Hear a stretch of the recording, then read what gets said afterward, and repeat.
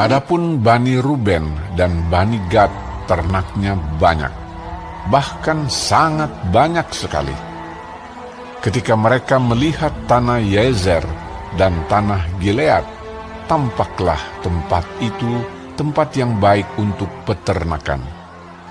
Lalu datanglah Bani Gad dan Bani Ruben dan berkata kepada Musa, Imam Eleazar, dan para pemimpin umat itu, Atarot, Dibon, Yazer, Nimra, Hesibon, Eleale, Sebam, Nebo, dan Beon, negeri yang telah dikalahkan oleh Tuhan untuk umat Israel.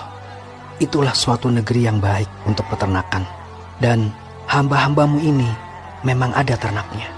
Lagi kata mereka, Jika kami mendapat kasih-Mu, biarlah negeri ini diberikan kepada hamba-hambamu ini sebagai milik. Janganlah kami harus pindah ke seberang sungai Yordan. jawab Musa kepada Bani Gad dan Bani Ruben itu, Masakan saudara-saudaramu pergi berperang dan kamu tinggal di sini? Mengapa kamu hendak membuat enggan hati orang Israel untuk menyeberang ke negeri yang diberikan Tuhan kepada mereka? Demikian juga dilakukan bapa-bapamu ketika aku menyuruh mereka dari Kades Barnea untuk melihat-lihat negeri itu. Mereka berjalan sampai ke lembah Eskol, melihat-lihat negeri dan membuat enggan hati orang Israel, sehingga mereka tidak mau pergi ke negeri yang diberikan Tuhan kepada mereka. Maka bangkitlah murka Tuhan pada waktu itu, dan ia bersumpah bahwasanya orang-orang yang telah berjalan dari Mesir, yang berumur 20 tahun ke atas, tidak akan melihat negeri yang kujanjikan dengan bersumpah kepada Abraham, Ishak, dan Yakub. Oleh karena mereka tidak mengikut aku dengan sepenuh hatinya, kecuali Kaleb bin Yefune, orang Kenas itu, dan Yosua bin Nun, sebab keduanya mengikut Tuhan dengan sepenuh hatinya. Sebab itu bangkitlah murka Tuhan kepada orang Israel, sehingga ia membuat mereka mengembara di padang gurun 40 tahun lamanya, sampai habis mati segenap angkatan yang telah berbuat jahat di mata Tuhan. Dan sekarang kamu bangkit ganti bapa-bapamu, suatu kawanan orang-orang berdosa, untuk menambah lagi murka Tuhan yang menyala-nyala kepada orang Israel itu.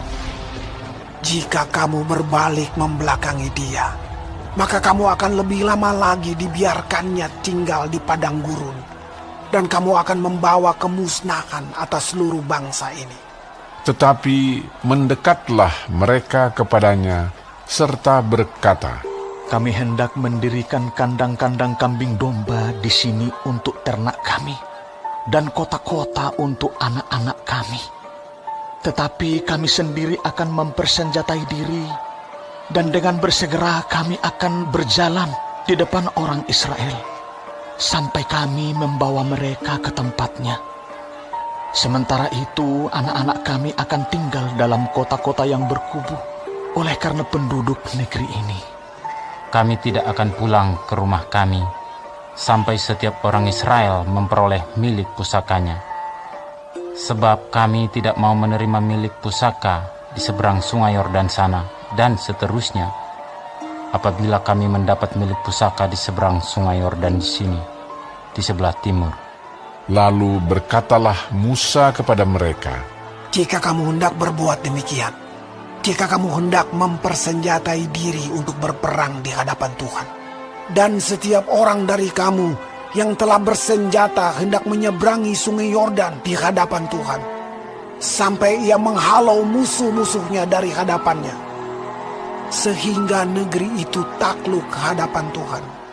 Dan jika kemudian kamu pulang, maka akan bebaslah kamu dari kewajibanmu kepada Tuhan dan kepada Israel, dan negeri ini pun akan menjadi milikmu di hadapan Tuhan. Tetapi jika kamu tidak berbuat demikian, sesungguhnya kamu berdosa kepada Tuhan, dan kamu akan mengalami bahwa dosamu itu akan menimpa kamu. Dirikanlah kota-kota bagi anak-anakmu, dan kandang-kandang bagi kambing dombamu, dan perbuatlah apa yang telah kamu ucapkan. Maka berkatalah Bani Gad dan Bani Ruben itu kepada Musa, Hamba-hambamu ini akan berbuat seperti yang diperintahkan Tuanku. Anak-anak dan istri-istri kami, ternak dan hewan kami akan tinggal di sini di kota-kota Gilead. Tetapi hamba-hambamu ini akan menyeberang di hadapan Tuhan untuk bertempur, yakni setiap orang yang bersenjata untuk berperang seperti yang dikatakan Tuanku. Lalu Musa memberi perintah mengenai mereka kepada Imam Eleazar dan kepada Yosua bin Nun dan kepada kepala-kepala puak dari suku-suku Israel. Kata Musa kepada mereka, Jika Bani Gad dan Bani Ruben itu telah menyeberangi sungai Yordan bersama-sama dengan kamu untuk berperang di hadapan Tuhan, yakni semuanya orang yang bersenjata untuk berperang, dan jika negeri itu telah takluk kepadamu, maka haruslah kamu memberikan tanah Gilead kepada mereka sebagai milik.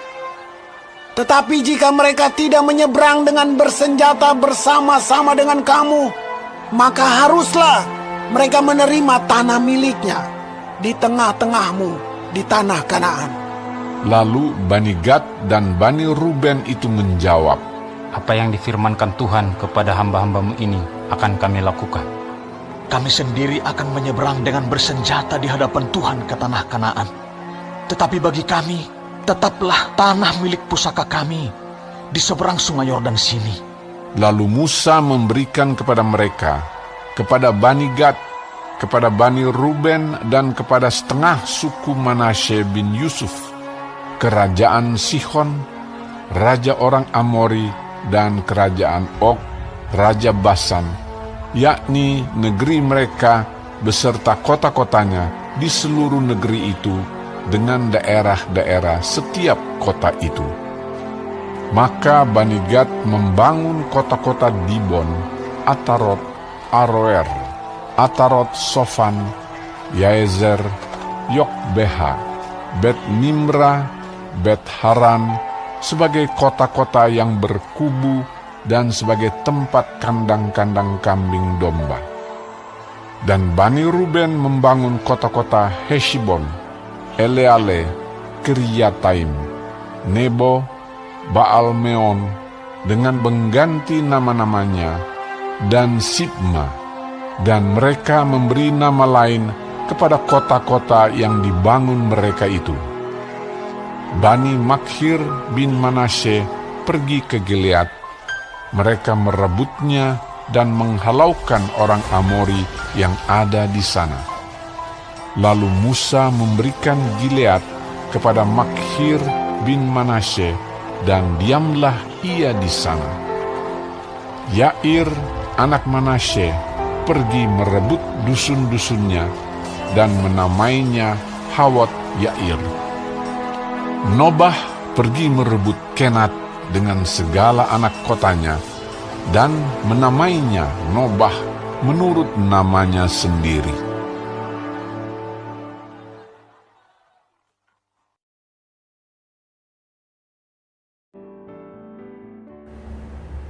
Shalom, saudara-saudaraku yang kekasih di dalam Tuhan Yesus Kristus.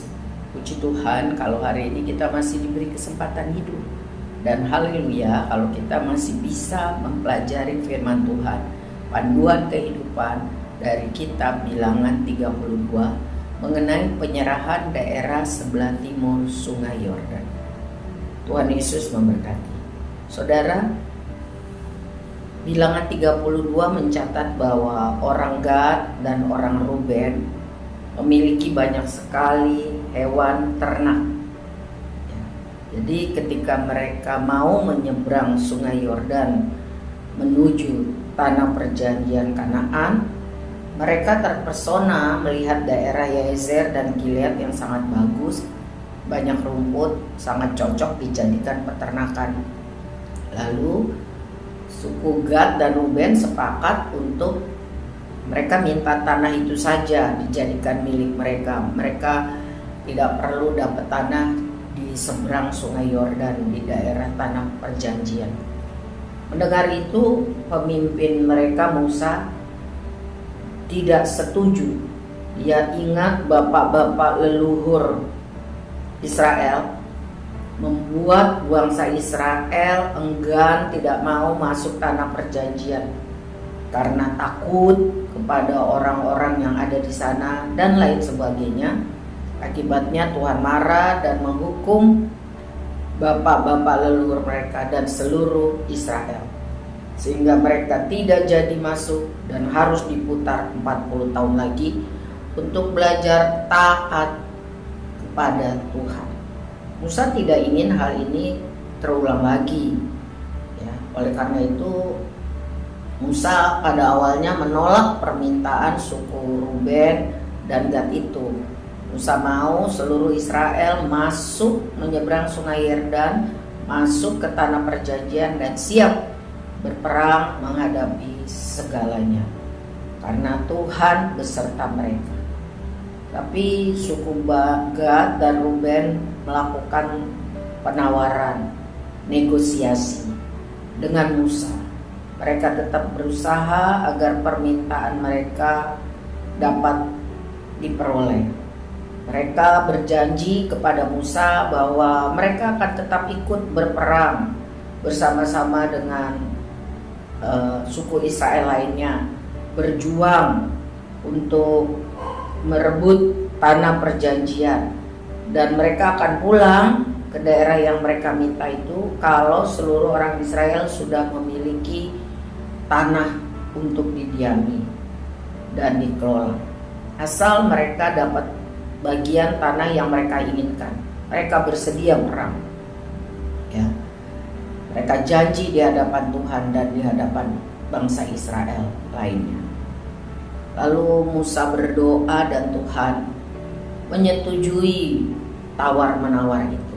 Saudara, dalam kehidupan kita juga seringkali melakukan tawar-menawar, negosiasi. Ya. Kita boleh meminta kepada Tuhan di dalam doa kita, ya. Tapi ingat, biar kehendak Tuhan yang jadi. Kita boleh meminta, tetapi selalu kita katakan rencana Tuhan yang terindah. Belajar taat, belajar bertekad sungguh-sungguh melakukan kehendak Tuhan. Hidup bertanggung jawab sepenuhnya di hadapan Tuhan. Dan ingat, kalau kita sudah berjanji, bernazar, kita harus menepati. Jadi mari serahkan seluruh rencana, keinginan, cita-cita kita. Katakan, sampaikan kepada Tuhan di dalam doa dan permohonan. Dan berserah, menerima kehendak Tuhan, imani yang terbaik dalam hidup kita. Tuhan tolong kita melakukan firman Tuhan sepanjang hidup kita. Amin.